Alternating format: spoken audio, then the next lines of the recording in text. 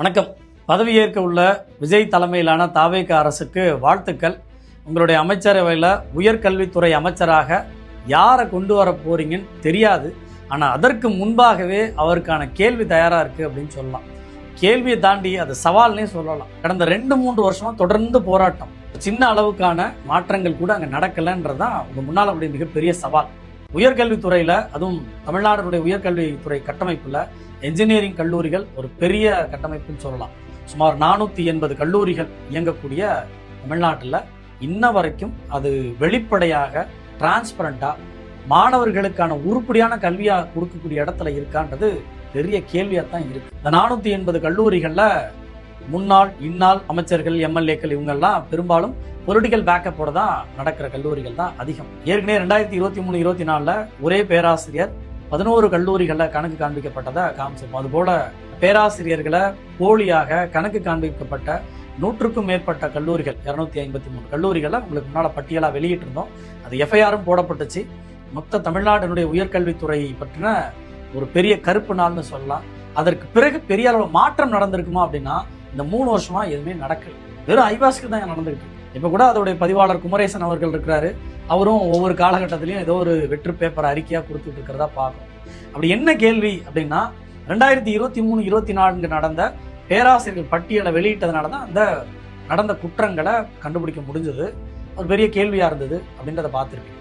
அதற்கு பிறகு 24-25 கல்வியாண்டுலையோ 25-26 கல்வியாண்டுலையோ கல்லூரிகள் ஆய்வு செஞ்ச அந்த இன்ஸ்பெக்ஷன் டேட்டா வெளியில வரவே இல்லை, இதுவரை வரல. அப்போ இருந்த வைஸ் சான்சலர் வேல்ராஜ் அவர்கள் கூட சொன்னார், அறப்போர் என்ன கண்டுபிடிச்சிருக்கிறது 23-24, நாங்க 24-25 அதை விட ஆயிரக்கணக்கில் கண்டுபிடிச்சிருக்கோம் தெரியுங்களா அப்படின்னு சொல்லி வர பத்திரிகையாளர்கிட்ட பெருமை பேசினார். உங்களுக்கு தெரியும். ஆனா இந்த டிவிஎஸ்சி உருப்படியா வாதாடாததுனால 24-25 எனக்கு எந்த தகவலுமே தெரியாதுன்னு சொல்லி, எந்த விவரங்களுமே தெரியாது, நான் தான் இதை எல்லாத்தையும் வெளிப்படுத்தினேன்னு சொல்லி கிரிதேவ்னு அதோடைய சிஐயோட டைரக்டரா இருந்தவர் வழக்குல இருந்து வெளில போயிருக்கிறதையும் பார்த்திருப்பீங்க. தமிழ்நாடு அரசு எவ்வளவு மோசமாக டிவிஎஸ்சியை ஹேண்டில் பண்ணியிருந்திருக்கு, திமுக தலைமையிலான தமிழ்நாடு அரசு எப்படி இருந்ததுன்றதோட வெளிப்பாடு தான். 24-25 இப்ப கூட வெளியிடுங்க. கிரிதேவ் அவர்களுக்கு தெரியும்ல, ஒண்ணு வைஸ் சான்சலர் வேல்ராஜ் சொன்னது பொய், இல்ல கிரிதேவ் அதோட டைரக்டர் அந்த கிரிதேவ் சொன்னது பொய். எதுவோ வெளியில தெரியட்டும். 24-25 டேட்டாவை வெளியிடுங்க. என்னென்ன பேராசிரியர்கள் எந்தெந்த கல்லூரிகள்ல கணக்கு காண்பிக்கப்பட்டிருந்தாங்க வெளியிடுங்க. அதுல கோஸ்ட் எவ்வளவு இருக்குன்றத நீங்க கண்டுபிடிக்கலாம். தேவைன்னா நாமளும் கண்டுபிடிச்சு தரது தயாரா இருக்கும். அதே போல 25-26 இன்ஸ்பெக்ஷன் நடந்துச்சு. இந்த இன்ஸ்பெக்ஷன் அப்போ கடந்த 2 வருடங்கள நடந்த மோசடிகள் காரணமாக வீடியோ ரெக்கார்டிங் பண்ண சொல்லி கோரிக்கை வச்சிருந்தோம். உடனடியாக வீடியோ ரெக்கார்ட் செய்யப்படும் சொல்லி அண்ணா பல்கலைக்கழகத்திலேருந்து அறிவிப்பு வெளில வந்தது. அதாவது இன்ஸ்பெக்ஷனை முழு வீடியோ ரெக்கார்ட் பண்ணுவோம் அப்படின்னாங்க. இந்த வீடியோ ரெக்கார்ட் பண்ணதை பத்தி நம்ம ஆர்டிஐ போட்டு கேட்டிருந்தோம், நீங்க தான் ரெக்கார்ட் பண்ணிருக்கீங்களா, இந்த வீடியோ கொடுங்க அப்படின்னு சொல்லி கேட்டோம். அண்ணா பல்கலைக்கழக நிர்வாகம் உருப்படியா ரெக்கார்ட் பண்ணியிருந்தா அது கொடுக்கறதுல என்ன பிரச்சனை? அப்ப இருந்த உயர்கல்வித்துறை அமைச்சர் கோவி செலியன் என்னாச்சு, பதில் சொல்ல வேண்டியதானே? அவர் இருக்கும்போதே போட்டோம், எதுவும் பதில் வரவே இல்லை.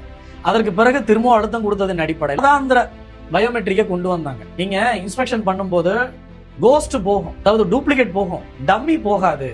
அதாவது தனியார் நிறுவனங்களை வேலை செய்யலாம், பிசினஸ் பண்ணலாம், அவங்கள ஒரு முறை கூட இங்க இருக்கிறதுக்கு வாய்ப்பு இருக்குங்க. டம்மின்னு சொல்லுவோம், நமக்கு தெரிஞ்ச நிறைய இருக்கு. இந்த டம்மிங் எல்லாம் கணக்கு இருப்பாங்க, வெளியிடுங்க, நம்ம அதை பார்த்து சொல்றோம்.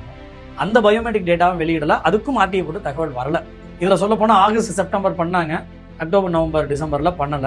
தொடர்ந்து கேட்டதன் அடிப்படையில் ஜனவரியில பண்ணாங்க. அதுக்கு பிறகு பிப்ரவரியில பண்ண, திரும்ப கேட்டதன் அடிப்படையில் மார்ச் முதல் வாரத்துல 2ஆம் தேதி 3ஆம் தேதி பண்ணாங்க. அந்த பயோமெட்ரிக் டேட்டா கூட வெளியில வரல. இப்ப இதுல என்ன காமெடினா, இப்போ ஒரு அறிவிப்பு வெளியிட்டு இருக்கிறாங்க.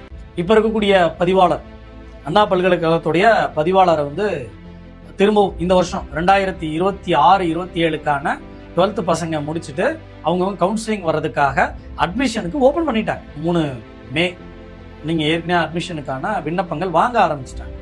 இப்போ இன்ஸ்பெக்ஷன் எப்போ பண்ண போறாங்க தெரியாது. பொதுவாக பிப்ரவரி மார்ச்ல இன்ஸ்பெக்ஷன் முடிஞ்சிருக்கும். ஆனா இவர் என்ன அறிவிப்பு கொடுத்திருக்கிறார் அப்படின்னா, இந்த 30 நாள் வரைக்கும் இறுதி தேதியாக கல்லூரிகள் அங்கிருந்தே விவரங்களை அப்லோட் பண்ணணும், ஆன்லைன்ல கம்ப்ளீட் அப்லோட் பண்ணணும் அப்படின்னு சொல்லியிருந்தாங்க. அது இப்போ டேட் நீட்டிக்கப்பட்டு 10/5/2026 வரைக்கும் இருக்கு. தமிழ்நாட்டில் இயங்கக்கூடிய எல்லா இன்ஜினியரிங் கல்லூரிகளும் இதற்குள்ள அப்லோட் பண்ணணும். அதுல சொல்லியிருக்கிறதெல்லாம் நல்லா சொல்லியிருக்கிற எல்லா ஃபேக்கல்ட்டியும் ஜியோ டேகோட போட்டோவை டாக்குமெண்ட்டை அப்லோட் பண்ணுவோம். அவங்க படிச்ச சர்டிஃபிகேட் எல்லாத்தையும் ஜியோ டேகோட அப்லோட் பண்ணுவோம். ஜியோ டேக்னா என்ன? கல்லூரியோட கேம்பஸ்குள்ள இருந்து போட்டோக்களை அப்லோட் பண்ணுவோம். அப்படி இல்லைன்னா அது ரத்து செய்வதற்கு கூட வாய்ப்பு இருக்கு. எவ்வளவு போல்டா அறிவிச்சிருக்காரு பாத்தீங்களா. ரெண்டாவது பாத்தீங்கன்னா இவங்களுக்குன்னு தனியான ஃபேக்கல்டி ஐடென்டிஃபிகேஷன் நம்பர், பின் நம்பர் சொல்லி ஒரு 10 டிஜிட் நம்பர் தரப்போறோம் அப்படின்னு சொல்லியிருக்கிறாரு. மூணாவதாக இது எல்லாத்தையும் பிரின்சிபல் உறுதியா செக் பண்ணணும், இது மேண்டேட் அப்படின்னு குறிப்பிட்டிருக்கிறாங்க. இது போல ஒரு 2-3 விதிகள்லாம் எண்ட் ஆஃப் த டே, அதாவது எக்ஸ்டென்ஷன் ஆஃப் அஃபிலியேஷன் ஏஐசிடிலையும் கொடுத்ததெல்லாம் கேட்டிருக்காங்க.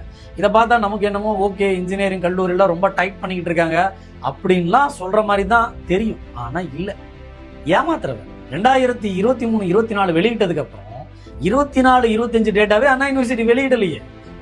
வைஸ் சான்சலர் சொல்லியே வெளியிடல, நாங்க கண்டுபிடிச்சிட்டோம் சொன்னார், அந்த தரவுகளை வெளியிடுங்க. அப்ப இது ஏமாத்துற வேலை தானே. அதுக்கப்புறம் நம்ம தொடர்ந்து கண்காணிச்சதுனால அரசு கெஸ்ட் ஃபேக்கல்டி, அரசு கல்லூரிகள்ல கெஸ்ட் ஃபேக்கல்ட்டியா அண்ணா யூனிவர்சிட்டியில போலியா கணக்கு காமிச்சிருந்தாங்க, வெளியிட்டு இருந்தோம். டம்மி இருக்காங்கன்னு நாங்க உடனே வீடியோ ரெக்கார்ட்லாம் பண்றோம். நாங்க அந்த வீடியோ ரெக்கார்டும் இது வரைக்கும் வெளில வரவே இல்லை. மந்த்லி பயோமெட்ரிக் ஆரம்பிக்கிறோம் நாங்க, அந்த வீடியோ அந்த டேட்டாவும் வெளியில வரவே இல்லை. இப்படி ஒவ்வொன்றுத்துக்கும் அவங்க அறிவிக்கிறதும் அதுக்கு நம்ம ஆர்டிஐ போடுறதுமாவே வேலையா இருக்கு. வேதாளம் கதை போல ஆயிடுச்சு, ஏதோ அந்த கதைகளை வர்றது போல ஆயிடுச்சு. திரும்ப திரும்ப நம்ம கேள்வி கேட்கிறோம், அண்ணா யூனிவர்சிட்டி எஸ்கேப் ஆகிக்கிட்டே இருக்கு. இப்ப வரப்போற உயர்கல்வித்துறை அமைச்சருக்கு இதுதான் சவால். ஒன்று, அண்ணா பல்கலைக்கழகத்துல கடந்த 3 ஆண்டுகளாக இருக்கக்கூடிய பேராசிரியர் விவரங்கள் பொதுவெளியில் வெளியிடப்படுமா? அந்த உறுப்பு கல்லூரிகள் சொல்லக்கூடிய 480 கல்லூரிகள், ஏற்கனவே பொலிட்டிக்கல் பேக்கப் இருக்கிறவங்க, அதிமுக திமுக கட்சியில இருக்கக்கூடியவங்க, பாமக கட்சியில இருக்கக்கூடியவங்க, இன்னும் வேறு சில கட்சியில இருக்கக்கூடியவங்க கல்லூரிகள் தான் பெரும்பாலும் அதுல இருக்கு. கட்சிக்காரவங்கெல்லாம் எதுக்காக இந்த கல்லூரிகளை நல்ல நோக்கத்துல நடத்துறாங்களா இல்ல காசு பாக்குறதுக்காக நடத்துறாங்களான்றது இன்னைய வரைக்கும் பெரிய கேள்விதான். அது உண்மை நமக்கே தெரியும். ஒரு பேராசிரியர் கூட உருப்படியா வேலைக்கு வைக்காத ஆட்கள் எப்படி கல்லூரிகள்ல உருப்படியான கல்வி கொடுக்கறதுக்கு வேலை செய்வாங்க? லேபையே சும்மா வீடியோ ரெக்கார்டு எடுத்த ஆட்கள் தானே இவங்க. வாட்ஸ்அப்ல 2023-24 காலகட்டத்தில் வீடியோ காலில் பார்த்து அப்ரூவ் பண்ண ஆட்கள் தானே. அதற்கு பிறகு எந்த தரவுகளும் இதுவரை இல்லை. இப்ப வரப்போற உயர்கல்வித்துறை அமைச்சருக்கு இதான் முதல் கேள்வியா இருக்கு. ரெண்டாவது, 24-25 எஃப்ஐஆர் போடப்பட்டிருக்கு அப்படின்னா தரவுகள் இருக்குல்ல, அப்போ நீங்க விரிவாக்கம் பண்ணி குற்றவாளிகள் அத்தனை பேருக்கு தண்டனை வாங்கி கொடுங்க, விரைவாக தண்டனை வாங்கி கொடுங்க. உயர்கல்வித்துறையில மாணவர்களுடைய படிப்பை எவ்வளவு அலட்சியமா நினைச்சிருந்தா திமுக அரசு இதை பண்ணிடும். ஒரு நடவடிக்கை கூட எடுக்கலையே. பேருக்கு ஒரு எஃப்ஐஆர் போட்டாங்க, சாட்சி ஃபைல் பண்ணாங்க, பண்ணலையே. கால் ஃபார் ரெக்கார்ட் கேட்டிருக்காங்க, இது கேட்ட மாதிரி தெரியலையே.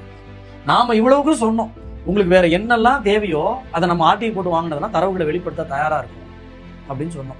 சர்டிபிகேட்டை வாங்கி வச்சுட்டு பறிச்சு வச்சுட்டுன்னு கூட சொல்லலாம், திரும்ப தராம ஒரு பேராசிரியர் தற்கொலை பண்ணிக்கிட்டு இறந்து போனார். நாம இந்த தரவுகளை ஆர்டிஐ போட்டு எடுத்து சர்டிபிகேட்டை வாங்கிட்டு திரும்ப தராத கல்லூரிகள் மீதெல்லாம் நடவடிக்கை எடுக்கணும். அப்ப அந்த நடவடிக்கையை தொடர்ந்து கேட்க வேண்டிய தேவை இருக்கு. இது கேள்வி நம்பர் 2. கேள்வி நம்பர் 3, இந்த 25-26 வெளில வரவே இல்லை வீடியோ ஃபுட்டேஜ் எல்லாம்.